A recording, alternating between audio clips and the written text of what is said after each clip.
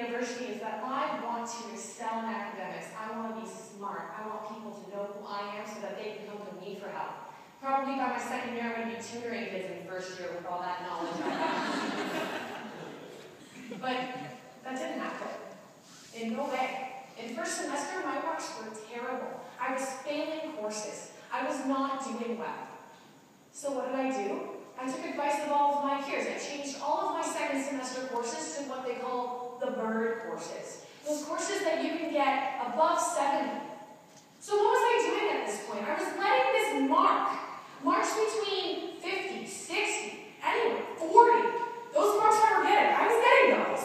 Believe me, it's not easy to see that mark on paper. Anywho, I was getting those marks, and I was letting them define who I was. I was saying this quantitative definition of failure was that if I got a 50 or below, that's who I was. And then when I compared myself to other people, I was less than them. I was less than them. Because to me, I was just a number. So what did I decide to do because of that? I thought, you know what? I'm not going to let this happen anymore. I'm not going to stand here and say, I'm going to take these bird courses so that I can get 70s, so that I can memorize something, to fill in a bubble on a multiple choice test, and say that I am smart. Because if someone were to ask me to use any of that knowledge that I got in any of those second semester courses, I would say, what? I don't know what I learned. I don't know anything.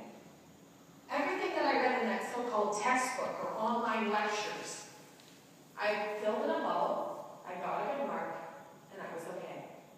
But to apply that knowledge, couldn't do it. Not at all. So I changed my definition of failure. I changed my definition of failure to something that I live by now. And what it is that I say, if I can't take anything from any situation, no matter if it's good or bad, then I have failed.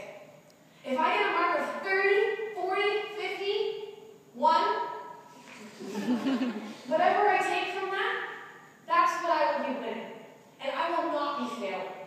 Therefore, I really haven't failed yet. I haven't failed at all this year. I haven't failed at all last year. Because I am filled with knowledge from no matter if I succeeded or if I failed.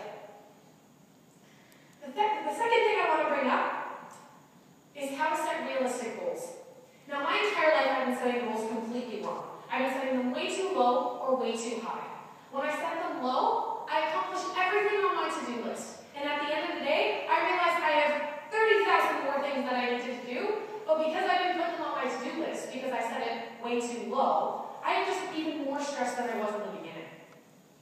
Then I set them way too high.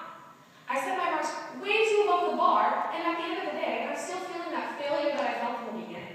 Because I never accomplished a single thing. Not a single one. And at the end of this, I realized, okay, so this is just another word I need to come up with a definition for. So, I came up with my own definition of realistic. And what did that mean to me? Well, it probably has to do something with who I am. So with regards to academics, my definition of realistic became that I read super slow, I probably can't read in groups, and I read best when it's out loud. So no, I cannot study on 5th floor well then. Probably can't study on 2nd floor well then, or 3rd or 4th.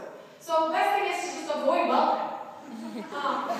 So I found my own little study space, a place where I can study on my own and do the best. And I can accomplish every goal on my list because they were set for me. They were realistic.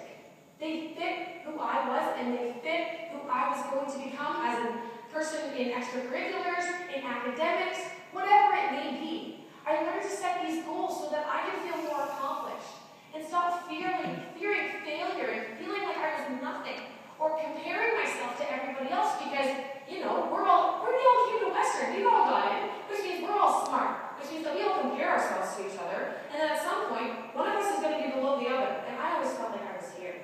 And at one point in my life, I actually felt here, which was great. I finally accomplished something. The last thing I want to talk about are learning outside of the classroom. And this is something that I really engage with. Experiential learning. And basically what this is experiencing learning from not just reading from a textbook or online lectures like you do in most of your classes. In this case, I with my extracurriculars have learned probably so much more than I ever will in a lecture. There's different examples that I can give you. As being a part of Team John Silver and Team Whalen this year, I have learned so much about scheduling, how to get in contact with people, how you have to always be on time, how things just always have to be in order, and how so many people are so hectic, and how to make sure that everything is perfect. I have learned so much about that, and it is so exciting to think that I have so much knowledge that I can use. Useful knowledge. And because of this, I never thought that I could actually have a career out of it. I used to think I had this narrow mindset about what school and extracurriculars were. School was for me to learn and then get a job. Extracurriculars is exactly what the name says. Extra. But instead of taking it that way, I learned how to learn in those extracurriculars and thought to myself, you know what, I can do more with what I'm learning in those. I can do so much more. So this was a conversation I had with my dad, right? He told me, after I told him all this rant about how excited I was about all these extracurriculars I was doing, he told me, oh cool, you know there's jobs in that. What? There's jobs with things that I like with from my extracurriculars, not what I'm in right now? You mean I can excel in that? Really? So I took that and I really thought about it, and I finally digressed in my mind that I have other options. And I mean, you probably hear this all the time, that you have so many options. But it never really clicks with you, and that clicked with me, it stays with me, that I have other options than the degree that I'm getting right now. And because of that, I have learned so much more and have set my path so that I can do what I want later in the future. No matter if it says it on a degree, or no matter if I just have the knowledge and I can prove it to somebody. I can prove it because I have experience.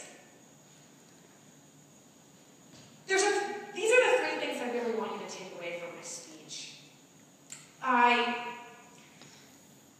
may never be an honor student. I may never be a super intellectual, but that doesn't make me any less of an individual. And I want all of you to feel the same. No matter if your experience is the same or different, you should never feel any less of an individual just because of how you learn. So the three things I want you to take away from this is to stop fearing failure. Stop letting a number define who you are. Here, outside of the classroom, because no one's going to remember that grade you got in second year in this 2, 2, 5, 7 on your second exam. No one. No one is going to remember that. The second thing, set realistic goals. Find out who you are. Learn from those experiences and set those goals appropriately.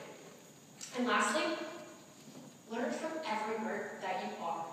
If you're inside the classroom, if you're doing an extracurricular, if you're working, learn.